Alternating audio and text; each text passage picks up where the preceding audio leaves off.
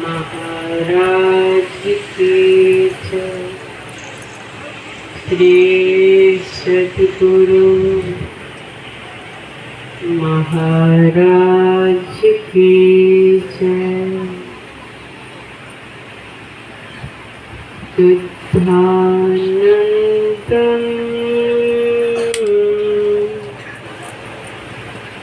सहज शुभगं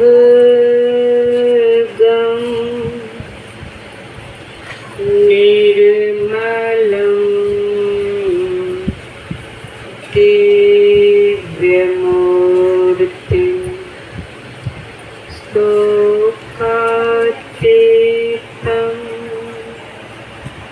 परमं शरणं शिष्यवृन्दम्।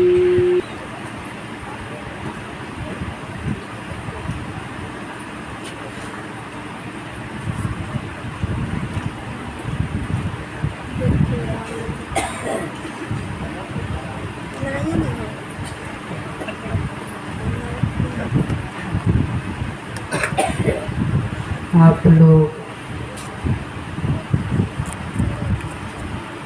पाठ से लेकर अभी तक बहुत कुछ सुने। सुन करके जो अपने आचरण में उतार लेते हैं उसका जीवन धन्य धन्य हो जाता है।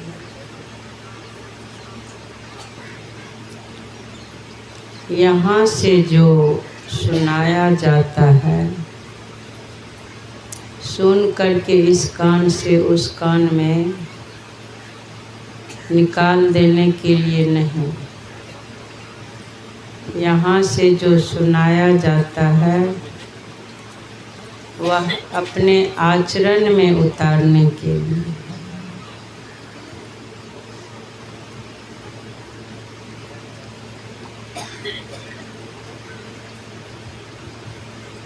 संत महापुरुष मौन पर बहुत जोर देते हैं। जो मंत्र जाप करेंगे वह मौन रहने की कोशिश करते हैं।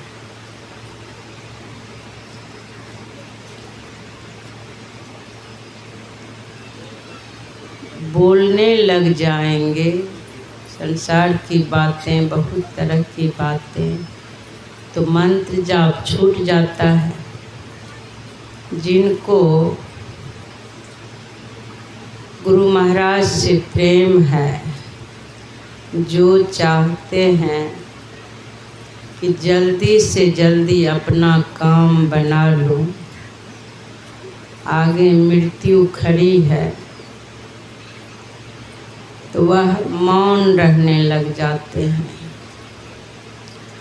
और देखिए, मानव जाति जो है यह विवेकशील प्राणी है। ये सुनते भी हैं और उस बात को समझते भी हैं,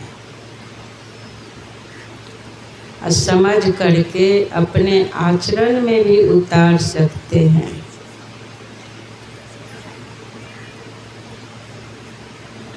तो जो सुन रहे हैं इसको आचरण में उतारना चाहिए। इधर जब से मैं आई हूँ तो कई जगह मौन पर बोली हूँ, और हर जगह बोलना चाहिए। उस बात को जब तक दोहराया नहीं जाएगा फिर सब कैसे समझेंगे। ब्रह्म मुहूर्त के बेला जो है उस बेला में ब्रह्म की खोज होनी चाहिए। उस बेला में बिल्कुल मौन हो करके अपने प्रभु की पुकार करनी चाहिए। जिसके पास बहुत कार्य है वो भी कम से कम 1 घंटे ध्यान करके फिर मंत्र जाप करते हुए कार्य में लग जाइए। और उससे पहले प्रयास कीजिए मुख से कुछ बोले नहीं। मैं यहाँ पर देखी इस बात को, पहले तो उतना आती थी तो फ्रेश नहीं रहती थी, अब धीरे धीरे सबको पहचान भी लेती हूँ, पहचानने लग गई हूँ। और वहाँ के माहौल को भी, वहाँ के माहौल भी दिखता है। तो देखिए बहुत बातचीत कर रहे थे। अब बताइए 4 बजे भजन का समय है, मौन रहने का समय है, उस समय बातचीत कर रहे हैं। रामकृष्ण परमहंस की वाणी है, जिनका सवेरे नींद टूट जाए तो शांति पूर्वक थोड़ा सा भी हलचल न हो, ध्यान में बैठ जाना चाहिए। जो जहाँ है वहाँ, जिसके पास अलग से गोसाई घर है, गुरु महाराज के घर हैं, वहाँ जा कर के बैठ जाए।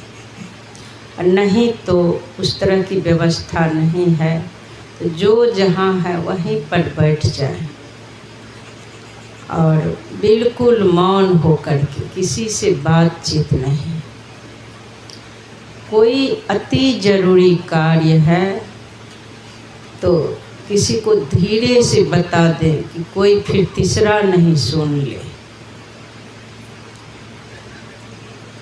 मुख से जो वचन निकालते हैं तो समझ लीजिए आपके अंदर जो परमात्मा ऊर्जा दे करके भेजे हैं, इस ऊर्जा से, इस शक्ति से ब्रह्म की खोज करने के लिए मनुष्य शरीर में जो ऊर्जा दिया गया है, उस ब्रह्म की खोज करने के लिए उस ऊर्जा को आप इधर उधर की बातें करके और अधिक से अधिक बातें करके उस शक्ति को नष्ट करेंगे तो हानि पहुँचेगी कि नहीं। मैं एक जगह गई हुई थी तो देखिए रात भर टॉर्च जला दिए थे। जिस रूम में वो रहती थी रात भर टॉर्च जला दिए थे और गरीबी भी थी उनके साथ। तो उनका बैटरी जो है बता रही थी बहुत जल्दी खर्च होता है और फालतू के भी टॉर्च जलाते रहते हैं तो खर्च होता है। और मेरे पास भी एक टॉर्च था तो उसको बहुत दिन ले गए थे, बस जितना ज़रूरी होता था उतना जलाते थे, बस ज़रूरी कार्य के लिए। कहीं कुछ देख लिए तो बहुत दिन टॉर्च का बैटरी चला। मैं उससे बोली देखिए फालतू खर्च करने से कोई लाभ नहीं है, उससे उनकी बड़ाई नहीं होती। अगर इसी में से बचत करके अगर कुछ पैसे बचेंगे तो आप ऐसे ऐसे यज्ञ में लगा सकते हैं। परिश्रम की कमाई घर परिवार में लगाना पड़ता है, उससे जब हिफाजत से चलेंगे तो कुछ धर्म के कार्य में लगा देने से धन की शुद्धि होती है।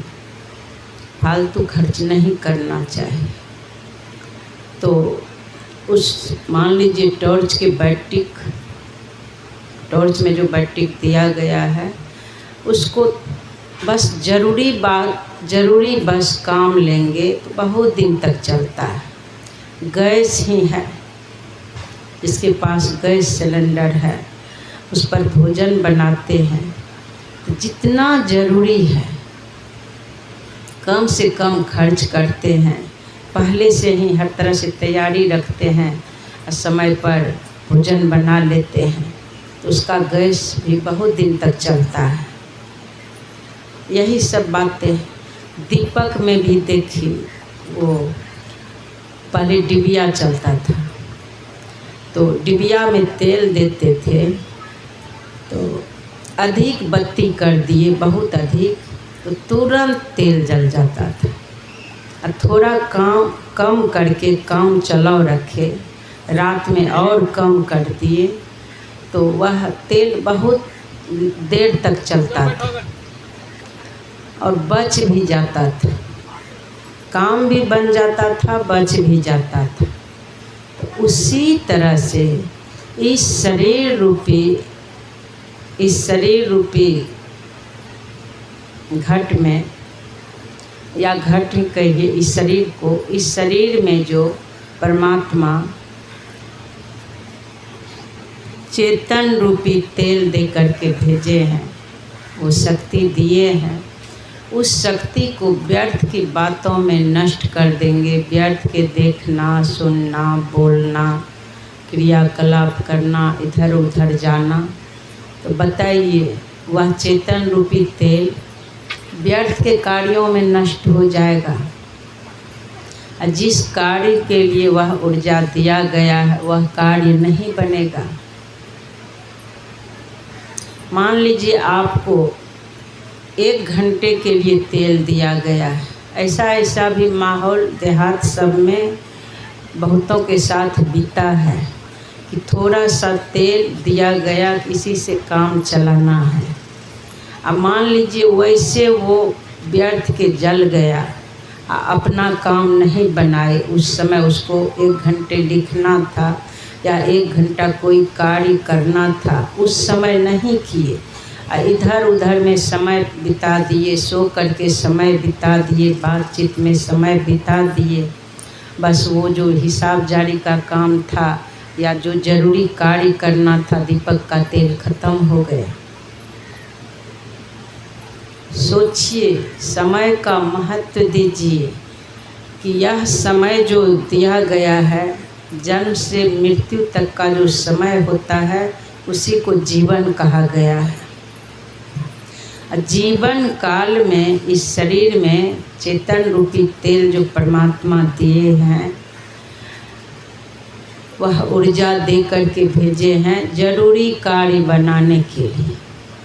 तो मैं यहाँ जब देखी बहुत बातचीत हो रहा है, बुजुर्ग सब बात कर रहे थे, तो बताइए उतना समय, कल आप चिड़िया वाली कहानी सुने कि वो चिड़िया जोर ज़बरदस्ती भी भजन की तो उसका फल उसको सुंदर मिला, बहुत सुंदर हुआ, उसका जीवन फिर से हरा भरा हो गया और 7 जन्म तक उसको कर्म का फल भोगना पड़ता और एक ही जन्म में मंत्र जाप करके कर्म फल को काट दी।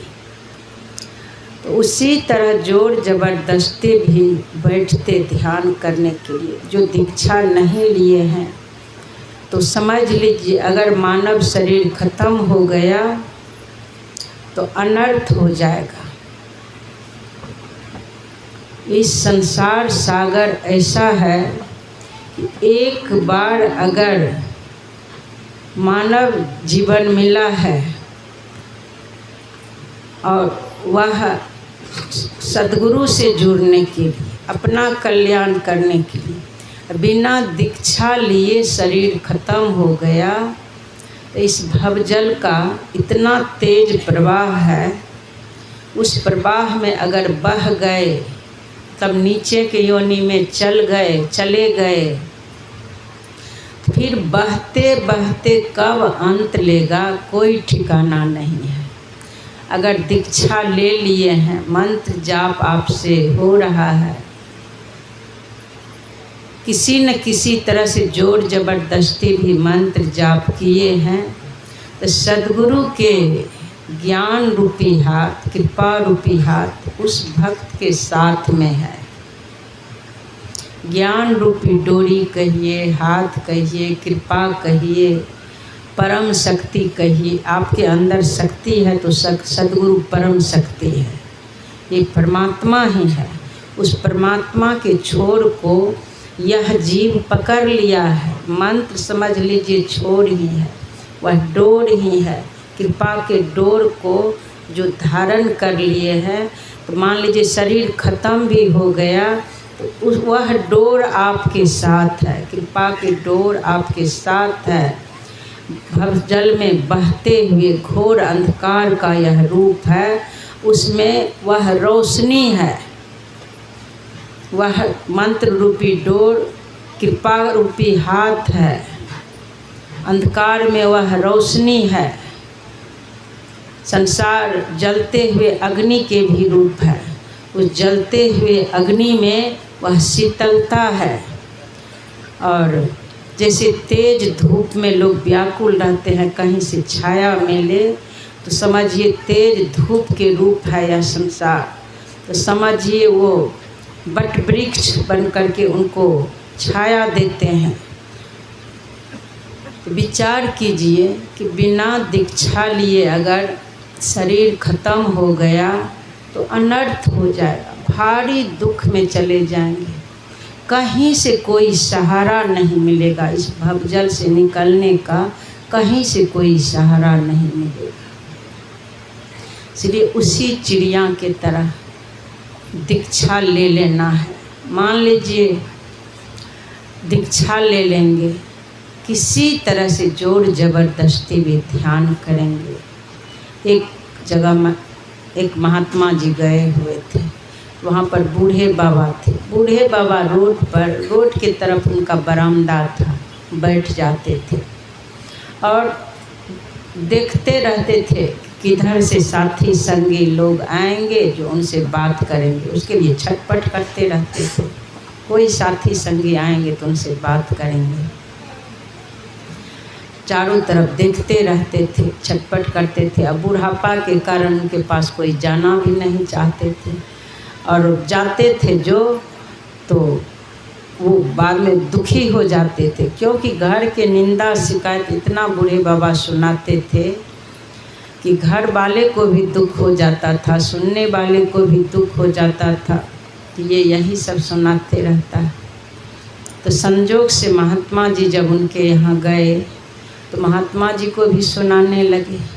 तो महात्मा जी बोले, देखिए बाबा आप दीक्षा लिए हैं? बोले हाँ। तो व्यर्थ की बातों में नहीं पड़िए। घर परिवार में जो निंदा शिकायत करते हैं इससे कोई लाभ नहीं है, ये आपका ही कर्म फल है। और निंदा शिकायत जो करते हैं तो और कर्म फल जो है दुख के रूप में बढ़ते जाता है। ये सब काम नहीं कीजिए। नौ संसार के तरफ देखते रहना है। आज से जो है आप दीवाल की तरफ देखिए। दीवाल की तरफ देखना अच्छा है, जो संसार की तरफ देखना अच्छा नहीं है। दीवाल में उल्टा अपने आप को उल्टा लीजिए संसार की तरफ से। गुरु महाराज की तस्वीर लगा दीजिए और मंत्र जाप करते रहिए। बूढ़े बाबा बोले, मंत्र जाप तो हमसे होता नहीं है, क्या करें? मन छटपट करता है कि किनसे बातचीत करें, किनसे मिले। बुढ़ापा आने पर जो अपने आदत को नहीं बदलते हैं तो ऐसा हो जाता है। तो बोले एक काम कीजिए, आप जो हैं छोटा छोटा 100 लकड़ी ही चुन करके रख लीजिए या पत्थर रख लीजिए, कुछ रख लीजिए और गुरु महाराज को खूब प्रेम से देखिए। एक एक लकड़ी ही है तो एक लकड़ी उठाइए और मंत्र जाप करते हुए रखिए, दूसरा लकड़ी उठाइए मंत्र जाप करते हुए रखिए। या माला ही है, कुछ ही है, मानस जाप नहीं हो पा रहा है, श्वास जाप नहीं हो पा रहा है, तो कोई चीज़ का सहारा लीजिए और गिनती से मंत्र जाप कीजिए। अपना पूंजी बनाइए, आगे मृत्यु खड़ी है और कोई उपाय नहीं है। जितनी बार आप रटते रहेंगे, जितनी बार पुकार करेंगे, उतना आप संसार से सिमटते जाएंगे।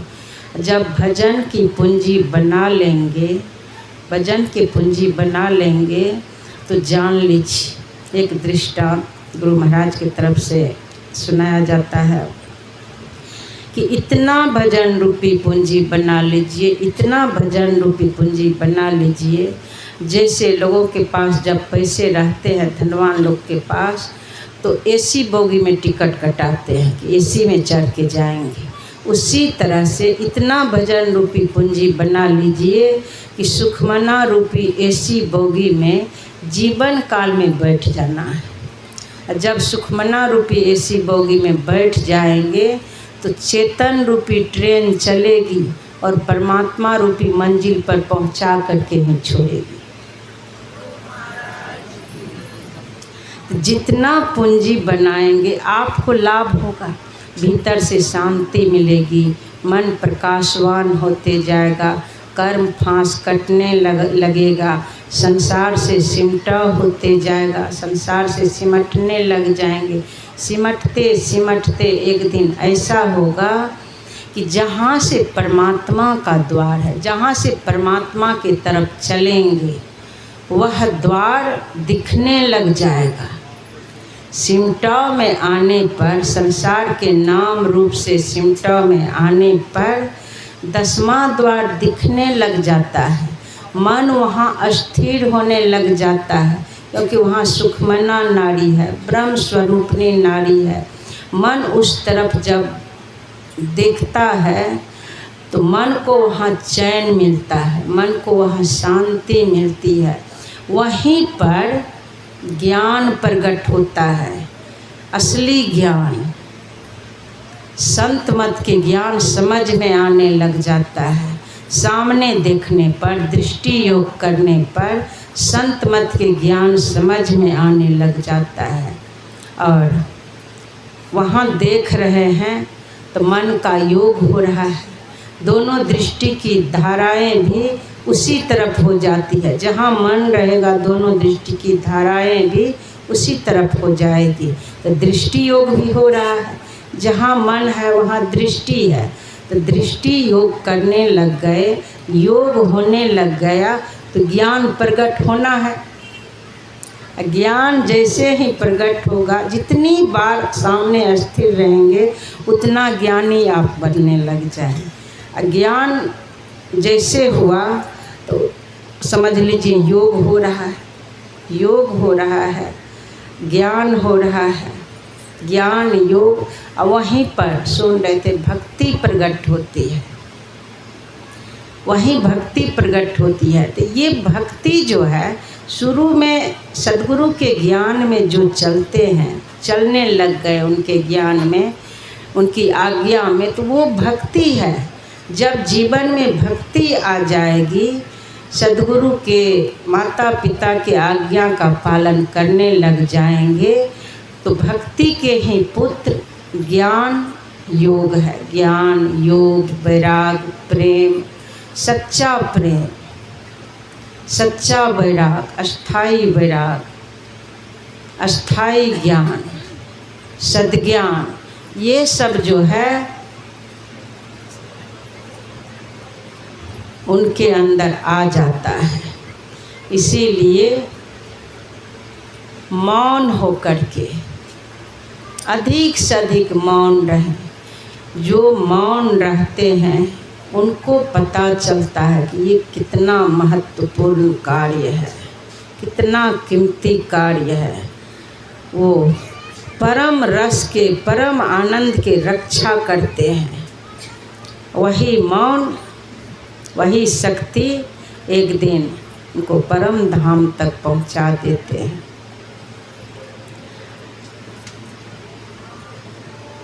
एक जगह मैं गई हुई थी,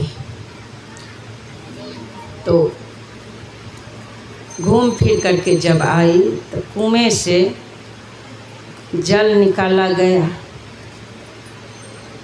हाथ पैर धोने के लिए। तो उस बाल्टी में बहुत सा छिद्र था, कुल्ला वगैरह कर भी नहीं पाई।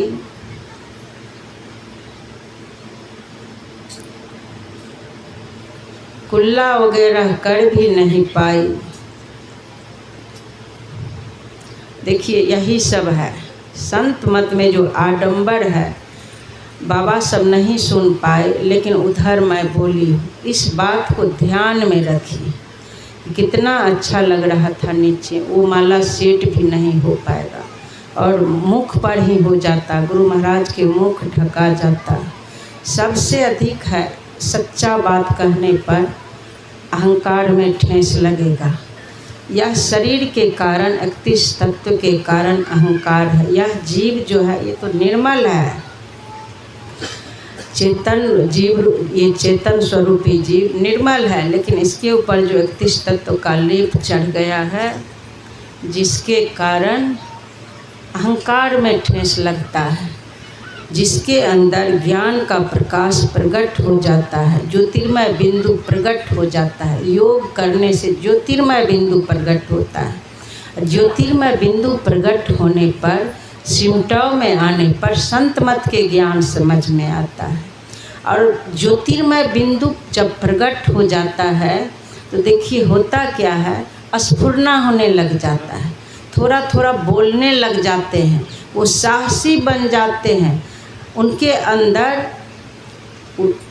तुलसीदास जी लिखे हैं, मति कीरति गति भूति भलाई मति न बुद्धि यश मोक्ष, मतलब थोड़ा थोड़ा जो है बंधन से छूटने लग जाते हैं। घर परिवार का बोझ जो है हटने लग जाता है, छुटकारा मिल जाता है। छुटकारा मिलने लग गया, सिमटा में आए छुटकारा मिलने लग गया। जो पूरे बंधन में थे, जकड़े हुए थे, थोड़ा बहुत ध्यान किए हैं, उसी का फल है, यहाँ आ गए, छुटकारा मिल रहा है। भूति मतलब ईश्वर, उसके अंदर ईश्वर भी आने लग जाता है थोड़ा भी। और भलाई मतलब शीलता, शीलता मतलब शिष्टाचार और सुच्याचार, दोनों गुण जिसके अंदर आ जाए तो वो शीलता है। तो ये सब गुण आ जाता है तो होता क्या है, फिर उनको लोग श्रेष्ठ मानने लग जाते हैं। ये नहीं समझेंगे मेरे तरफ दुखी नहीं होंगे कोई, गुरु महाराज के तरफ से हो रहा है आपके कल्याण के लिए, क्योंकि आगे मृत्यु खड़ी है। तो वो जो है उनका इज्जत होने लग जाता है, समाज में थोड़ा स्फुरना होने लग जाता है। तो होता क्या है, उनका इज्जत होने लग गया। अब जो है वो बहुत ऐसे हैं, रट रट करके बाहरी आडंबर फैलाने लग जाते हैं। स्फुरना जो होने लग गया, कुछ सिद्धि जो आ गई तो बाहरी आडंबर में फंस गए। अब उनका जो सिमटाव में आए थे, ध्यान करना छूट जाता है। बढ़िया बढ़िया इधर उधर सत्संग में भोजन मिलने लग जाता है। अब जो भोजन किए हैं उसका ऋण नहीं चुका पाएंगे, इसीलिए वहाँ जाइए तो उससे पहले खूब सेवा कीजिए, तन की भी शुद्धि कीजिए, धन भी लगाइए और मन को जोड़ के रहिए, तब तो तन की शुद्धि होगी, मन की शुद्धि होगी, धन की शुद्धि होगी। यहाँ तो शुद्ध करना है। जितना संसार को टाड़ेंगे, जैसे सूर्य के तरफ चलने पर छाया पीछे पीछे चलती है, उसी तरह परमात्मा के तरफ चलने पर, अंतर जगत में आगे बढ़ने पर लक्ष्मी पीछे पीछे चलेगी, वहाँ कोई कमी नहीं रहेगा। लेकिन अभी जो है थोड़ा बहुत इस तरह से जिसको हो गया है, तो ये सब उनके अंदर सद्गुण आ जाते हैं, बिंदु हो गया, स्फुरना होने लग जाते हैं, संत मत के कार्य करने लग जाते हैं, सेवा करने लग जाते हैं गुरु महाराज की। अब जैसे कुछ कोई चढ़ावा चढ़ाया, कुछ देने लग गया, तो अब देखिए बहुत मेहनत से सिमटाव में आए हैं, जन्म जन्म से सिमटाव में आए हैं। कुछ चढ़ावा हुआ, कुछ रुपये पैसे कहीं मिल गया, तो वो ये नहीं देखते हैं कि हमें परमात्मा की तरफ चलना है, हमें हर तरह से सिमटाव में रहना है, बस उसके अंदर लोभ आ जाता है। जैसे छोटा सा लोभ का रूप है, लोभ आ जाता है, उसमें कमी हुई, काम क्रोध लोभ मोह, लोभ आया तो मोह, अज्ञानता में फंसने लग गया, मोह मद मात्सर्य ईर्ष्या द्वेष, मतलब ऐसे छहों विकारों से वो ग्रसित हो जाते हैं, छहों विकारों से। अब बताइए, इतना समय मिला था, मनुष्य शरीर मिला था अपना कार्य बनाने के लिए, अब बिखर गए तो अब तो हो गया, संसार में बहने लग गए। अब जो असली ज्ञान अंदर में होना चाहिए, वो ज्ञान जो समझ में आने लग गया, सिमटों में आ गए, सिद्धि आ गई, तो अब तो अपना काम बनाना चाहिए ना। हर तरह से त्याग भाव होना चाहिए। अभी तो ऐसा देखा जाता है, देखिए मतलब बिल्कुल गुरु महाराज जो है यहाँ से सत्य सत्य बुलवा रहे हैं। हर तरह से बचिए, अपने आप को बचाइए और गुरु महाराज के ज्ञान में चलिए। जो थोड़ा बहुत जो सिद्धि आती है तो जांचने लग जाते हैं गुरु महाराज। जो सूक्ष्म मंडल में पहुंच जाते हैं उनके लिए देवी देवता तक को भेज देते हैं कि देखो, अगर ये बाहरी कुछ चाह रहा है, बहुत कई गुना अधिक वहाँ मिलेगा। ये तो थोड़ा बहुत है प्रसाद, अंदर में तो बहुत कई गुना हीरा के खान, हीरा मोती सोना चांदी, ऐसे ऐसे पुरुष वर्ग को अप्सरा दिखाएंगे। तो गुरु महाराज कहते हैं कि देखो सारे देवी देवता से कि देखो, अगर उसमें फंस गया, उसकी चाहना उसके अंदर हो गई, वहीं से घसीट करके नीचे कर देना।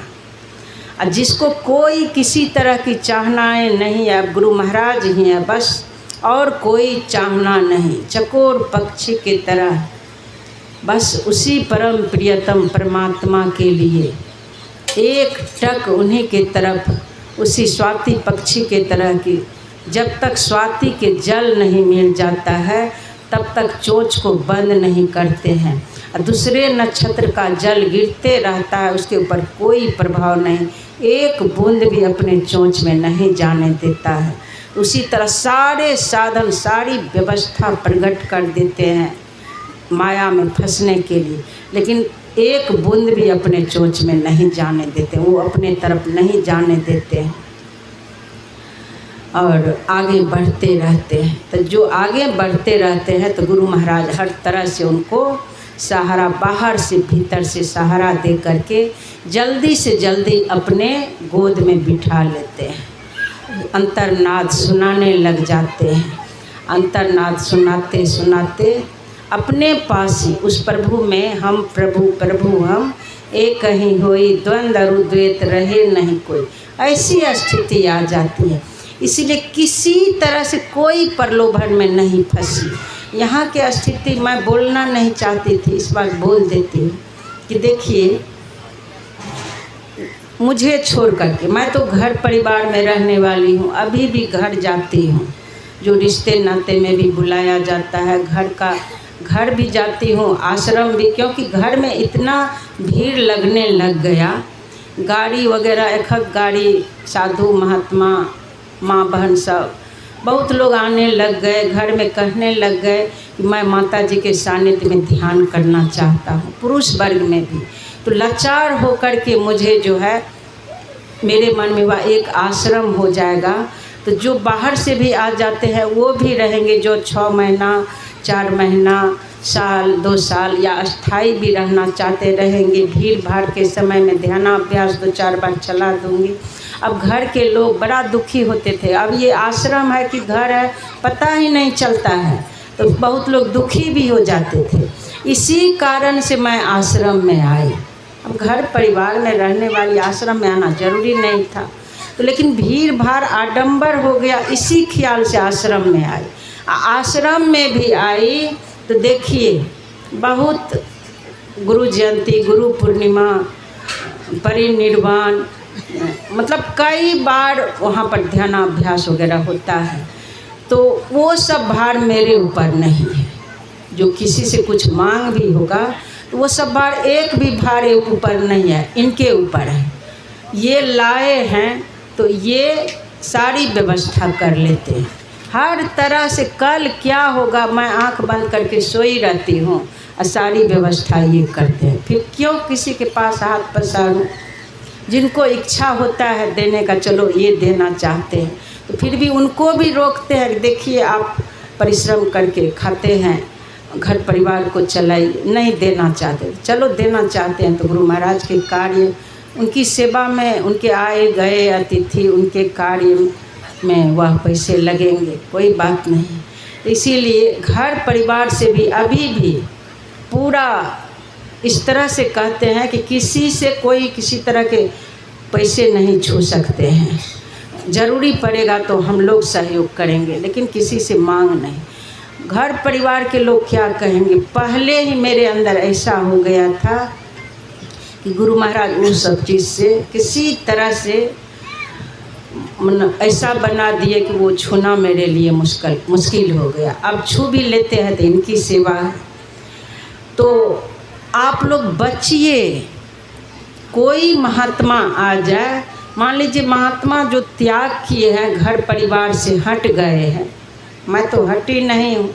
अब तो ऐसा लगता है एक घर क्या, पूरे संसार ही मेरा घर हो गया है। तो जो साधु महात्मा आते हैं इस क्षेत्र में, तो मान लीजिए घर परिवार के कोई सत्संग कराते हैं, ऐसा सुनने को मुझे मिला है। तो वो पैसे जो है, मैं अपने गांव में भी जब संत मत के प्रचार नहीं करती थी तो ऐसा की थी कि वहाँ पर जब पता चला कि ऐसे ऐसे करते हैं ये लोग, तो मैं वहाँ पर कही थी, देखिए जो भी पैसे पड़े हैं, 1 रुपया 2 रुपया 4 आना 8 आना, लोग जो सुनते हैं तो उसका कीमत चुका नहीं पाएंगे। तो सबके धन के शुद्धि होगी। अगर कहीं चला जाएगा वह पैसा, वो गांव से बाहर होना चाहिए, वो महात्मा के पास जाना चाहिए। तो कोई महात्मा जब आ जाए तो वो पैसे वहाँ दे दीजिए। उसमें किसी तरह से आश्रम में ही लगाना है। आश्रम में तो बहुत तरह के कार्य होता है, चुनाव वगैरह और विकास होना चाहिए।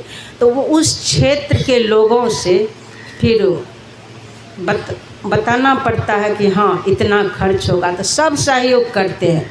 लेकिन जो सुनते हैं उनका क्या गया, उनका भी तो धन शुद्धि होना चाहिए। उस महात्मा के पास जाना चाहिए जिनसे सुने हैं, तो वो तुरंत हटा देना चाहिए। कई जगह औरंगाबाद गई, मैंने 1-2 जगह इस तरह से देखी।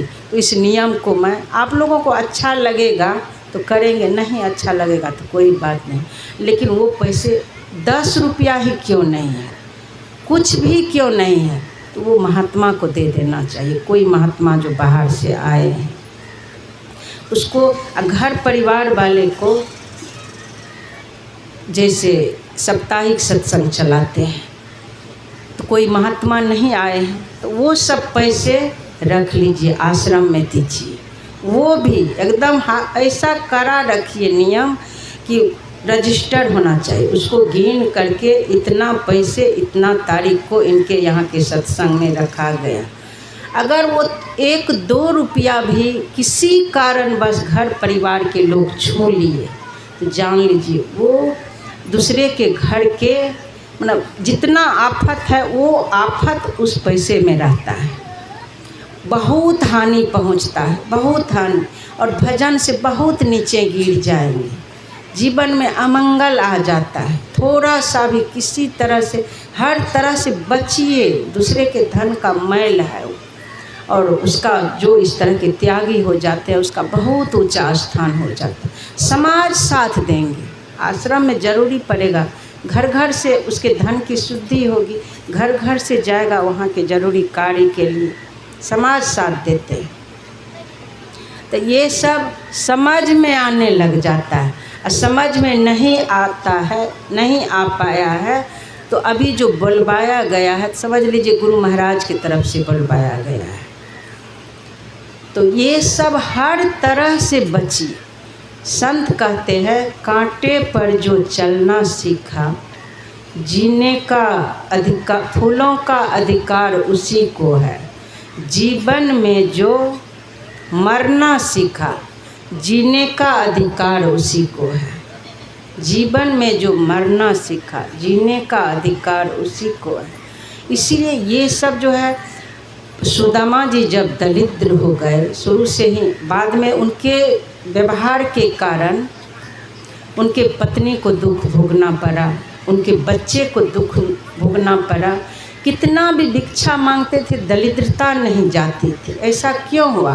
भगवान श्री कृष्ण का हिस्सा खाया, इसका फल उसको भोगना पड़ा। अब देखिए कर्म फल भी तब खत्म हुआ जब भिक्षा मांग करके कुछ लाई थी। उसकी पत्नी भिक्षा मांग करके लाई और वो बोली कि जाइए अपने मित्र श्री कृष्ण के पास जाइए, जिद करके भेजिए। जब श्री कृष्ण ग्रहण किए तब उनकी दरिद्रता गई और इधर द्वारिका नगरी के तरह ही सुदामा नगरी तैयार हो गई। समझिए, तो इतने पैसे से लोग जो थोड़ा बहुत देता है कुछ होने जाने वाला नहीं है। तो इस सब से हर तरह से बचिए। और जब नहीं है कोई साधु महात्मा तब तो गुरु महाराज के लिए जमा होगा ही, तो ये सब कार्य करना चाहिए। और कहीं पर जो घर परिवार से जुड़े हुए हैं तो कहीं पर किसी तरह से गुरु महाराज के नाम से जे चंदा वगैरह ये सब, तो वो उसको छूना भी नहीं चाहिए। कोई दे दे कि हाँ बाबा हम आपके बेटी की तरह हैं, आपका तबीयत खराब है, आपको ज़रूरी है, चलिए यह आप अपने शरीर में लगा लीजिएगा। उनको पैसे की कमी है, आप अपने शरीर में लगा लीजिएगा बाबा, तब वो लगा सकते हैं। अगर घर परिवार से सहयोग कर रहा है तब नहीं लगाना है। जब नहीं कर रहा है तब कोई दे कि आप अपने शरीर में लगाइए, तब वो लगा सकते हैं। मतलब बचिए, हर तरह से अपने आप को बचाना है। तो इससे होगा क्या, अंदर बाहर आपकी शुद्धि होगी, आपका कल्याण होगा। आगे मृत्यु खड़ी है, अपना पूंजी जो है हर समय बनाते रहिए, भक्ति के पूंजी बनाइए। जहाँ सत्संग हो, मान लीजिए तन से जो उतना देर सेवा किए, गुरु महाराज की सेवा की, तो आपको लाभ होगा ना। फिर से मनुष्य शरीर मिलेगा, सुंदर शरीर मिलेगा, हर तरह से श्रीमान के कुल में आएंगे। मन लगाए, धन की ज़रूरत है तो ऐसे ऐसे आयोजन है, यह आयोजन बड़ा रूप ले ले।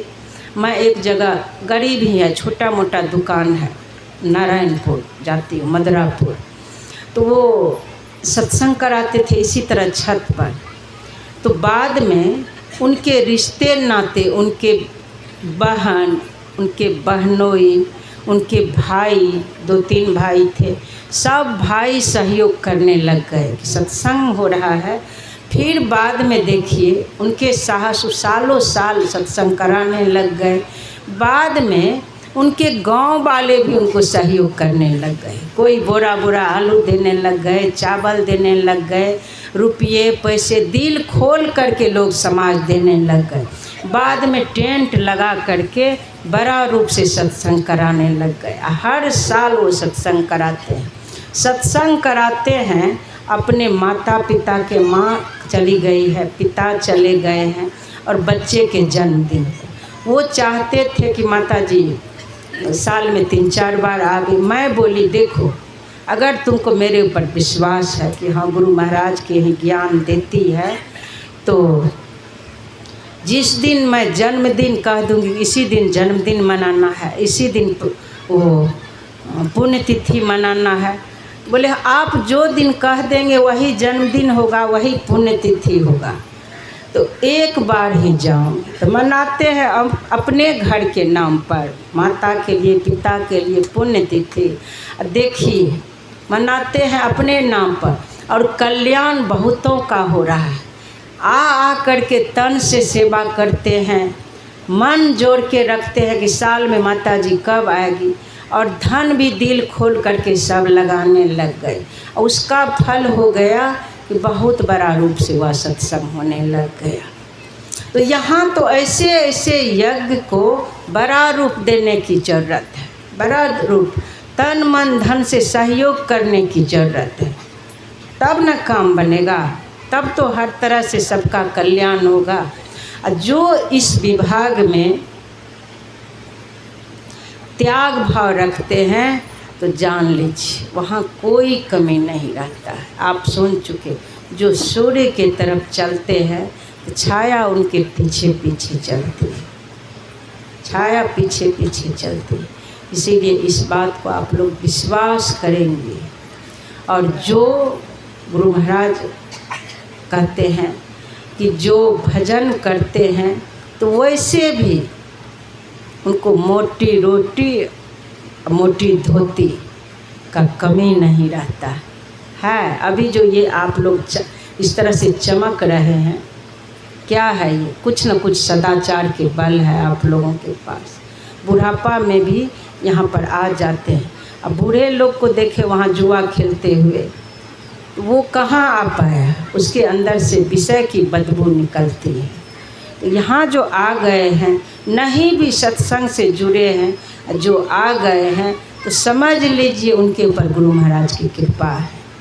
जो यहाँ आकर के इतना देर बैठ जाते हैं, सत्संग सुन लेते हैं, ये साधारण बात है। अभी सत्संग योग से सुन रहे थे कि वेद भगवान उपदेश करते हैं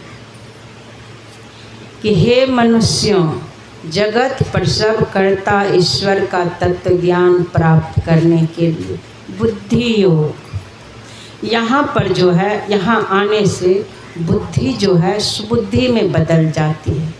संसार को बढ़ाने वाली बुद्धि, दिन रात संसार के बारे में सोचते रहना, दिन रात संसार के बारे में ही सोचते रहना, वहाँ से हट करके इतना देर जो आपका बुद्धि योग हो रहा है, अपनी बुद्धि को इस सद्ज्ञान से जोड़े हुए हैं, तो ये बुद्धि जो है सुबुद्धि में बदल जाएगी, सुबुद्धि में बदल जाएगी।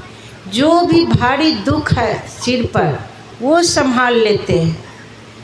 एक जगह की बात है कि एक महात्मा जी जा रहे थे, तो रोड होके जा रहे थे।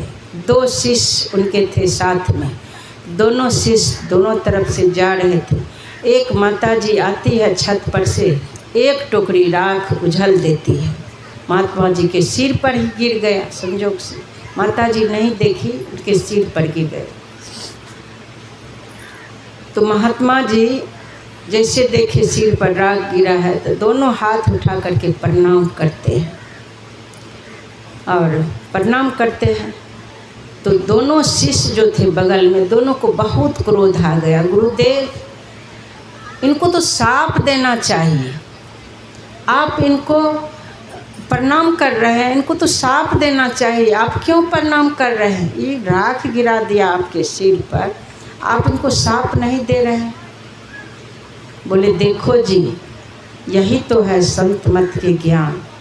वो विशेष नेत्र जो है उनकी खुल जाती है, ज्ञान की नेत्र खुल जाती है। जैसे ही सत्संग सुनने लग जाएंगे, वह ज्ञान आचरण में उतरेगा।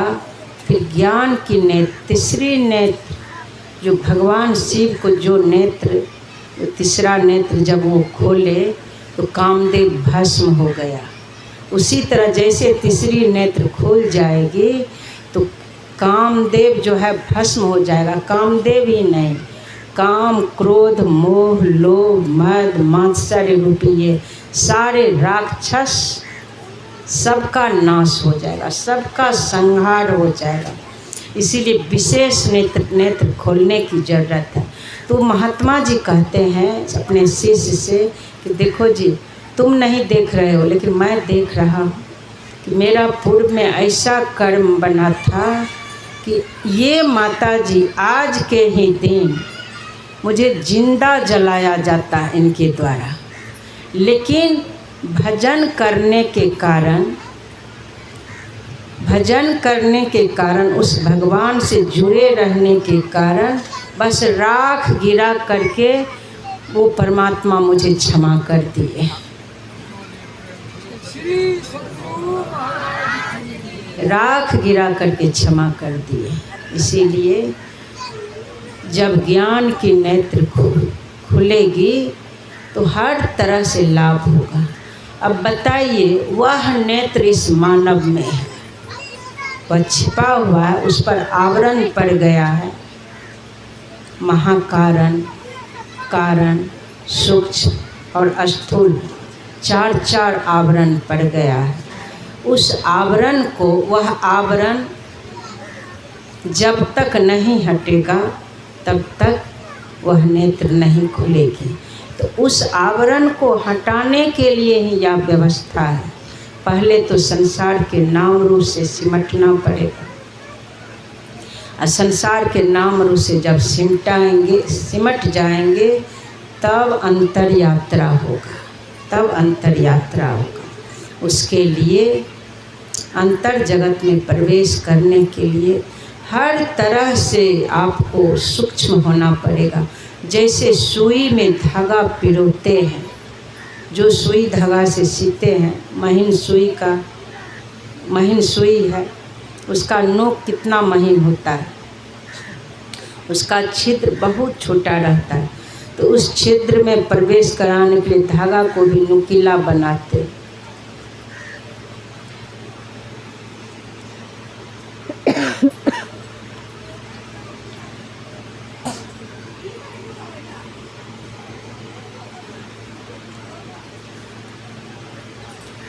धागा को यदि नुकीला नहीं बनाएंगे तो उस सुई के छिद्र में वह धागा घुसेगा। उसी तरह से संसार में जो बिखरे हुए हैं, नाम रूप में बहुत तरह के आडंबर में जो फंसे हुए हैं, तो मन रूपी धागा को चाहेंगे 10वां द्वार रूपी सुई के छिद्र में प्रवेश करा दें तो वह घुसेगा।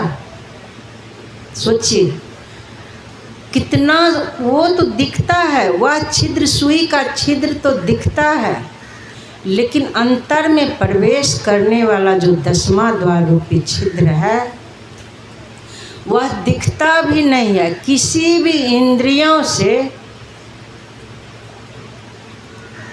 वहाँ पर नहीं जा सकते हैं, मन भी नहीं जा सकता। लेकिन उसी मन को जब महीन कर लेंगे, मन महीन कर लीजिए जब पीऊ लागे हाथ। सद्गुरु के नाम जो है समझ लीजिए वो परम प्रकाश ही है, परमात्मा ही है।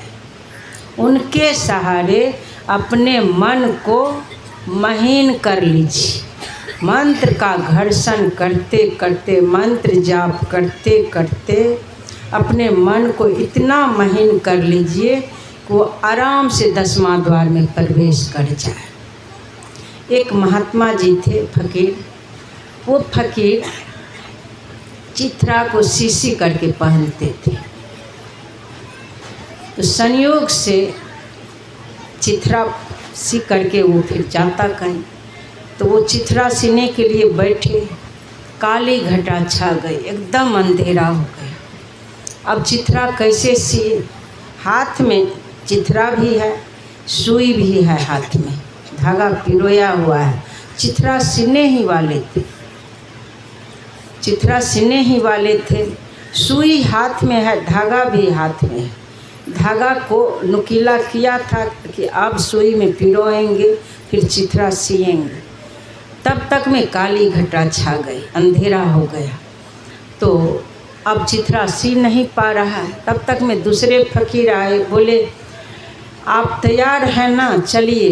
बोले देखो ना, ऐसी ऐसी बात हो गई है, मैं अपने चिथरा को सी नहीं पाया। सुई हाथ में है और धागा भी हाथ में है, लेकिन काली घटा छा गई है। बोले देखो जी, जब धागा भी हाथ में है, धागा को एकदम नुकीला कर लो। काली घटा छा गई है तो बीच बीच में जो है बिजली चमकती है कि नहीं? बीच बीच में बिजली चमकती है। जैसे बिजली चमके, सुई धागा एकदम तैयार रखो, छिद्र को सामने रखो और धागा को भी नुकीला करके रखो। और जैसे बिजली चमके वैसे ही वह धागा उस सुई के छिद्र में पिरो देना। उसी तरह से अंदर में भी 10वां द्वार की तरफ आप देखते रहेंगे, मन रूपी धागा को महीन करके रखेंगे। 10वां द्वार रूपी छिद्र सामने है। जैसे ही बिजली चमकेगी वैसे ही मन रूपी सुई को पिरो देना है। मन रूपी धागा को उस छिद्र में पिरो देना है। काम बन जाएगा, काम बन जाएगा। तो इसीलिए हर समय सावधान बने रहना पड़ता है। हर समय मन रूपी धागा को महीन करके रखना पड़ता है, नुकीला बना करके रखना पड़ता है। मंत्र जाप करते रहेंगे तो मन रूपी धागा जो है नुकीला बना रहेगा। और जैसे ही समय मिला, ध्यान करने का समय मिला, वैसे ही ध्यान में बैठेंगे। सिमटाव में है हर समय मंत्र जाप जो होते रहता है, तो समझ लीजिए हर समय सात्विक गुण में है। मंत्र जाप छूट गया तो आप बिखर गए हैं, संसार के नाम रूप में बिखर गए। अब बिखर गए तो विचार कीजिए, 10-5 मिनट ध्यान में बैठेंगे तो मन रूपी धागा को 10वां द्वार रूपी सुई में प्रवेश करा सकते हैं। उसके लिए फिर बैठ करके अंग प्रत्यंग को स्थिर करके, सामने अंधेरा है, अंधकार है, अंधकार की तरफ देखते हुए कुछ देर मंत्र जाप करेंगे। मन भागते रहता है, क्योंकि ये मन का बस बिखरा हुआ मन का यही रूप है।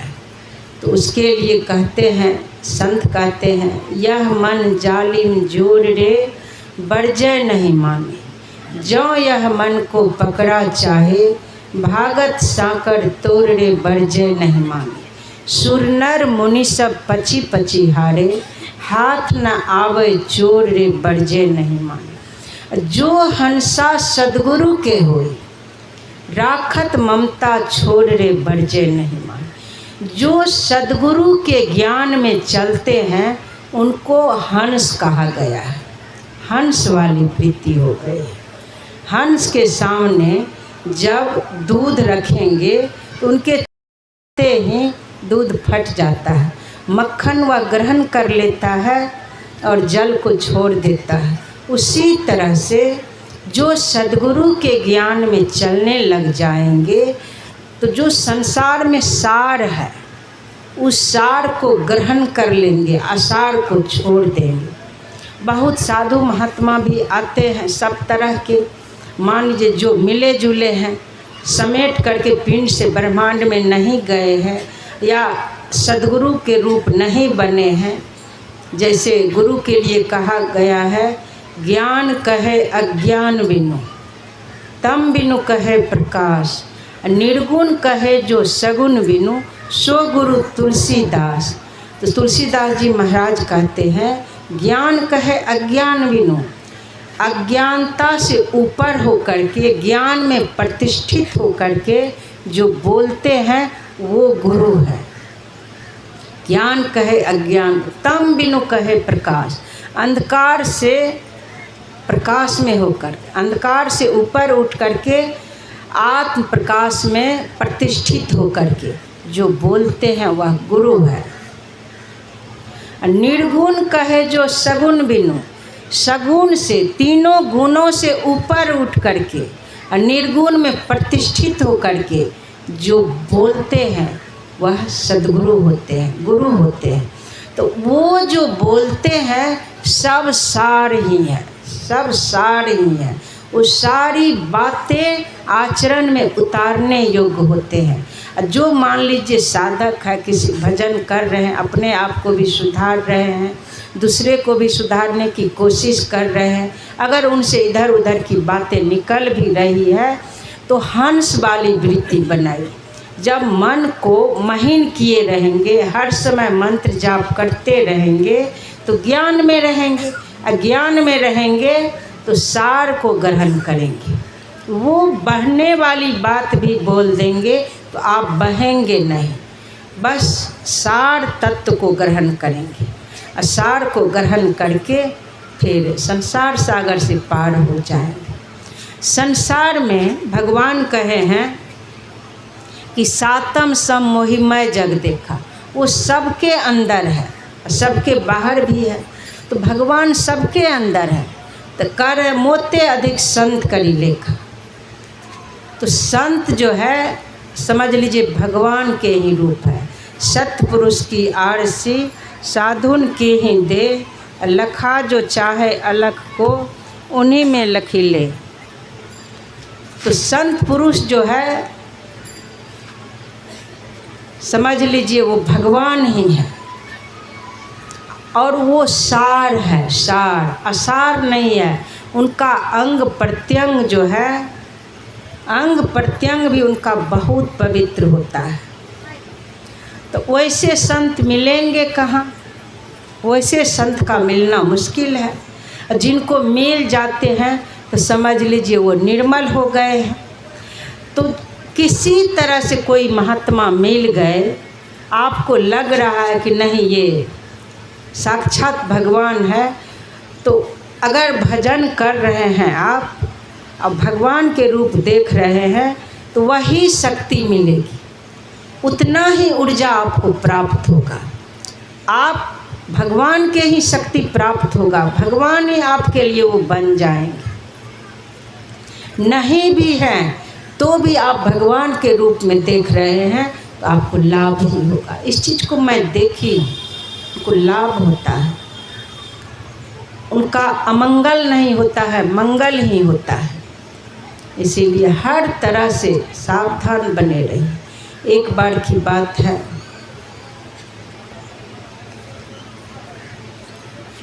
उज्जैन 1 महीने रही थी, बहुत कुछ गुरु महाराज दिखाए। मैं तो कहीं घूमने नहीं जाती थी, बहुत जिद करते थे तो भी नहीं जाती थी, क्योंकि यही मन में सोच ली कि वहाँ का भंडारी बीमार पड़ गए थे कि यहाँ पर सेवा में भाग लेना है। तो एक दिन बहुत वो पूज्य गुरुदेव व्यासानंद जी महाराज भी बोल दिए कि वहाँ पर जो है रामकृष्ण परमहंस के जो है वहाँ मठ आया हुआ है, वो शिविर आया हुआ है, तो उसमें जा कर के देखिए कैसी व्यवस्था है, देखना चाहिए, तब आप लोग गुरु महाराज की सेवा ठीक से करेंगे। माँ बाबूजी भी बहुत जिद करने लग गए, तो उस दिन गए थे कुछ देर के लिए, बगल में ही था। तो वहाँ जब गई तो घूम फिर के फिर हम लोग आने लग गए। जैसे आने लग गए तो मार्ग में आए थे तो पीछे से पूज्य गुरुदेव और उनके बहुत से शिष्य पीछे पीछे आ रहे थे। तो सबके सब आ रहे थे, तो किन्हीं का नज़र पड़ गया उधर। मैं माँ बाबूजी के साथ थी, उधर पीछे नज़र पड़ गया। नज़र पड़ गया तो हम लोग एक तरफ साइड हो गए, बगल में हो गए। बगल में हो गए, वो लोग आगे निकल गए। आगे जब निकल गए तो उनकी छाया जो है, कुछ देर में मैं देखी कि उनकी छाया जो है, उनके शरीर की छाया, उनके पैर की छाया, शरीर तो उधर था पूरब की तरफ, लेकिन उनके पैर जो था, चरण, उनके सारे भक्तों के चरण हम लोगों के माथा पर ही पड़ता था। तो जब वो चरण जो है माथा पर जो पड़ रहा था, तो उस समय देखिए मेरे अंदर ऐसा आया कि हे गुरु महाराज, धन्य है हमारा जीवन। इस बाबा को उस समय, तो अब मैं समझती हूँ वो गुरुदेव ही हैं, जो गुरु महाराज की ज्ञान देते हैं तो वो गुरु ही होते हैं। तो अब सोचती हूँ गुरुदेव हैं, लेकिन उस समय मेरे मन में था ये महात्मा बहुत अच्छे हैं, ये महात्मा के चरण मेरे सिर पर पड़ रहा है, साथ ही साथ उनके सारे शिष्यों का भी चरण मेरे सिर पर पड़ रहा है। और जान जान करके इस तरह से पीछे पीछे चलती थी कि वो चरण मेरे सिर पर पड़े, चरण की छाया। बताइए, वो छाया जो पड़ रहा था और उसी साथ साथ मैं भी आगे बढ़ती जा रही थी। माँ बाबूजी को इस तरह से अनुभव हुआ कि नहीं, वो तो नहीं कर पाऊँगी, लेकिन मुझे ऐसा अनुभव हो रहा था कि सबके चरण के छाया, मुझे लगता था सबके चरण ही मेरे सिर पर पड़ रहा है। और अपने आप को भाग्यशाली समझती थी कि मेरा पाप जो है, जन्म जन्म के पाप, इन सब के गुरुदेव के और उनके शिष्यों के चरण मेरे सिर पर पड़ रहा है। मेरा भाग उदय हुआ है, हम भाग्यशाली हैं, मेरे जन्म जन्म के पाप आज धुल रहा है। तो बताइए, उनके साथ में रहने वाले जो थे उस योग थे कि नहीं, या वो सब उस योग थे कि नहीं, गुरु महाराज जाने। मुझे तो ऐसा वो नेत्र नहीं खुली थी जो मैं पहचान कर पाती, लेकिन मैं अपने भाग्य को उस समय सराह रही थी कि गुरु महाराज मेरे ऊपर असीम कृपा कर दिए। उनके चरण के छाया मेरे सिर पर पड़ रहा, उनके चरण के छाया मेरे सिर पर पड़ रहा। तो उसी तरह से गुरु महाराज के ये जो भी इनके ज्ञान के प्रचार करते हैं, इस क्षेत्र में भी जिनके द्वारा ज्ञान का प्रचार हो रहा है, जो भी वैसे वैसे योग्य है, जरूर इनकी शक्ति है उनके अंदर, कुछ न कुछ इनके मार्ग पर चल रहे हैं, तो किसी तरह से उत्साह जगा रहे हैं, तो उनके प्रति श्रद्धा प्रेम रखना चाहिए। और जो विशेष से विशेष भी है तो समझ लीजिए सब इनके जो भी शिष्य है तो वो सब भी श्रेष्ठ है, हमसे तो श्रेष्ठ है। अपने आप को सोचेंगे हमसे तो श्रेष्ठ है। वो गुरु महाराज के ज्ञान का प्रचार कर रहे हैं, वो हर तरह से पुण्यात्मा है, वो बंधन से छूटे हुए हैं, उनके ऊपर कोई सिर पर भार नहीं है, कुछ न कुछ बंधन से छूटे हैं, तब तो ज्ञान के प्रचार कर रहे हैं, वो पूज्य है। तो हम जब उनको पूज्य समझ करके चलेंगे, हम जब उसमें ब्रह्म देखेंगे, हर समय उनको श्रेष्ठ ही समझेंगे, तो इससे जो है हमारा सदा कल्याण होगा, सदा कल्याण होगा। हम जिस दिन जो गुरु में कमी देख लेते हैं, जिस दिन गुरु में कमी दिख जाएगी, तो अगर गुरु व्यभिचारी है, दुराचारी है, जैसे दिख जाती है, तो समझ लीजिए उनमें भी बहुत कमी आ जाती है। उसका जो है मतलब सब साहस टूट जाता है, उस साधक का जो है साहस टूट जाता है कि अब क्या होगा, मेरे गुरु ऐसे निकल गए, अब क्या होगा। तो इसीलिए अगर इस तरह से दिख जाए तो बहुत है गुरु महाराज के शिष्य, बहुतों हैं, तो जो उस योग है उसको कीजिए, उसमें ब्रह्म को देखिए, उसमें सदा ब्रह्म को देखिए, तो इससे सदा दिन प्रतिदिन जो है उनका विकास होता है। उनमें ब्रह्म देखते रहेंगे तो सदा विकास होगा। तो ये सब बातें हैं, इसीलिए हर तरह से अपने आप को मिटा देना चाहिए, अपने आप को मिटा देना चाहिए और सदा गुरु महाराज के ज्ञान में चलते रहना चाहिए। इससे बहुत जल्दी मार्ग तय होता है, बहुत जल्दी आप आगे बढ़ेंगे। उसी तरह से एक छोटा सा कहानी कह करके मैं विराम लूँगी कि दो मित्र थे, दोनों मित्र, एकाएक बारिश होना बंद हो गया था, कई साल से धान नहीं हुआ था।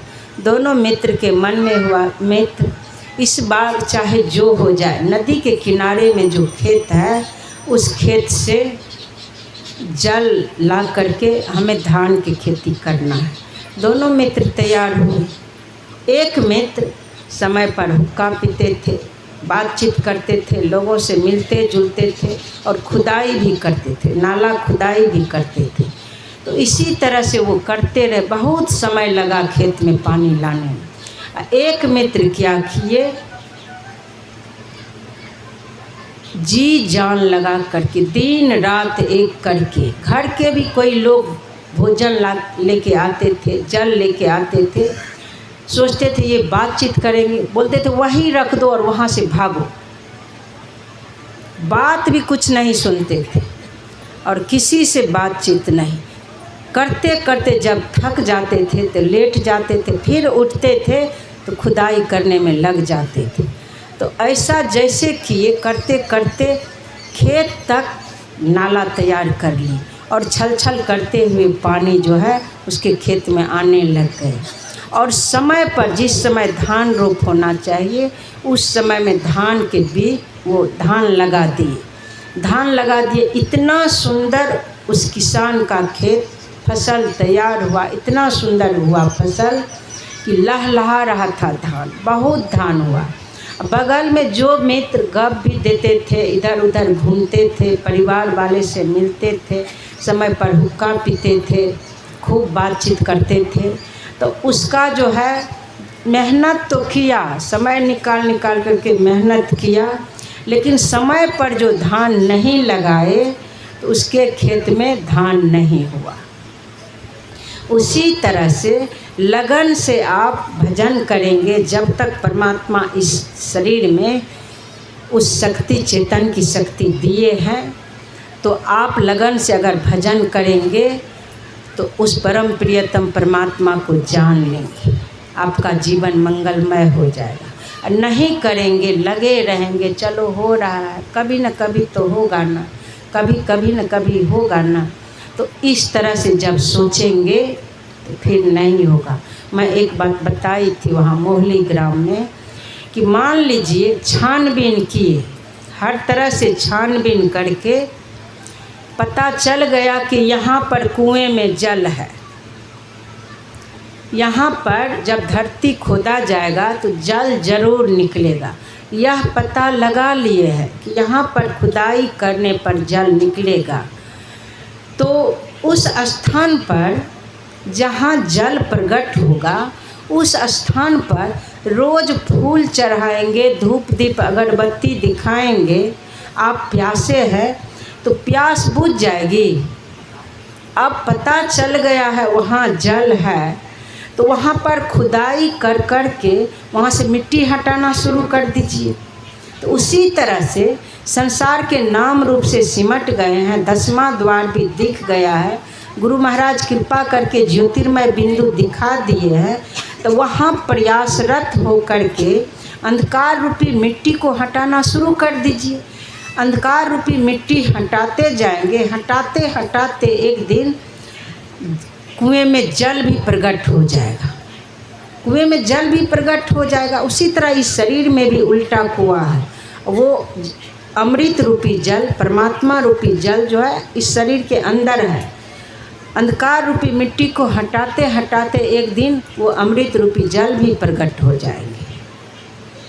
तो सिर्फ धूप दीप अगरबत्ती दिखाने से काम नहीं बनेगा, उसके लिए हर तरह से सावधान होकर के लगे रहना पड़ेगा। सारे कार्यों को करते हुए मंत्र जाप करते रहना है, मन को नुकीला बना करके रखना है।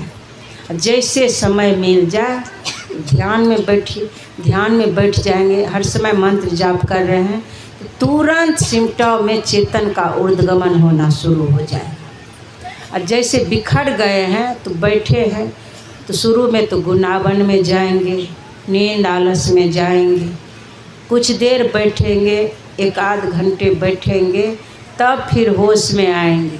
ऐसा भी देखिए हम, तब होश में आएंगे, अरे ध्यान करने बैठे थे, कहाँ चले गए, हम तो नींद में चले गए, गुनावन होने लग गया, तब होश में आए। फिर प्रत्याहार भी होगा, मन भाग रहा है, मन को समेट रहे हैं, फिर कुछ देर में प्रयासरत होकर के मंत्र जाप कर रहे हैं, मंत्र जाप करते करते फिर मन भाग गया।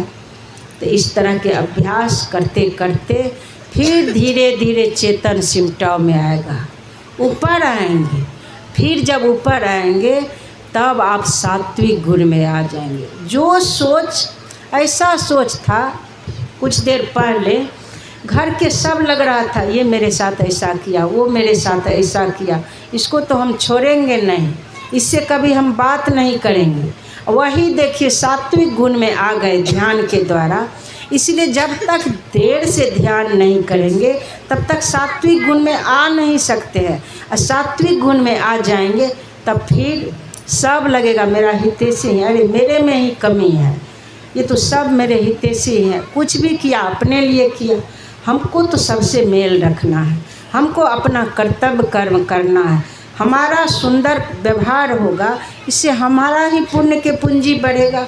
हमें तो माता पिता बड़े बुजुर्गों की सेवा करना है, आगे मृत्यु खड़ी है, जल्दी से जल्दी सबके सेवा करके पुण्य के पूंजी बना लेना है।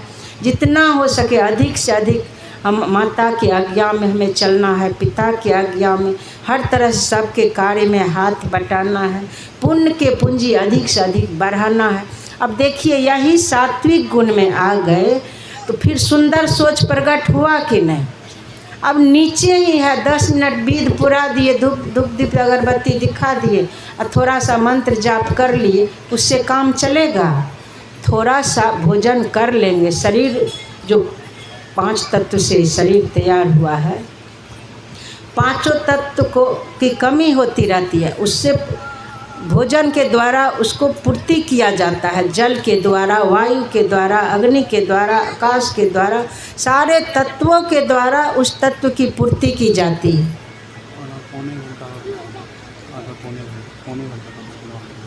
और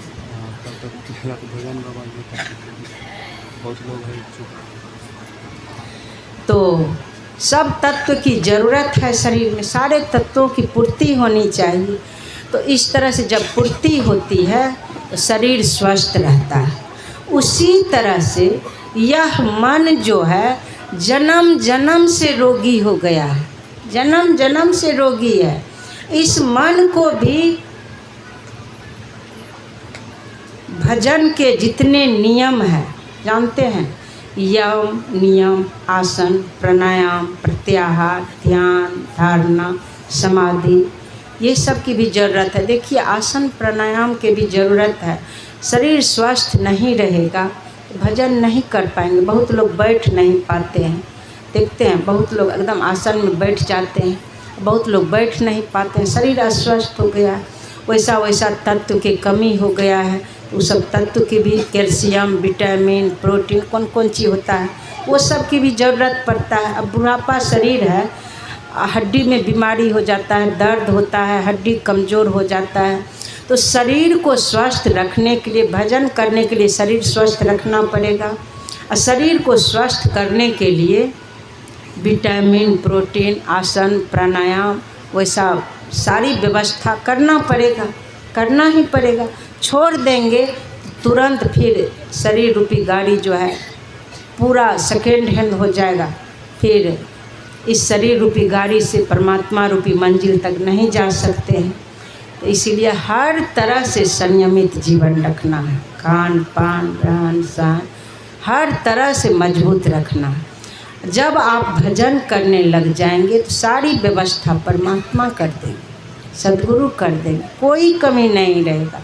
होगा नहीं व्यवस्था हो पा रहा है तब तो वो आश्रम बन ही गया है, वहाँ पर चलिए, वहाँ पर व्यवस्था की जाएगी।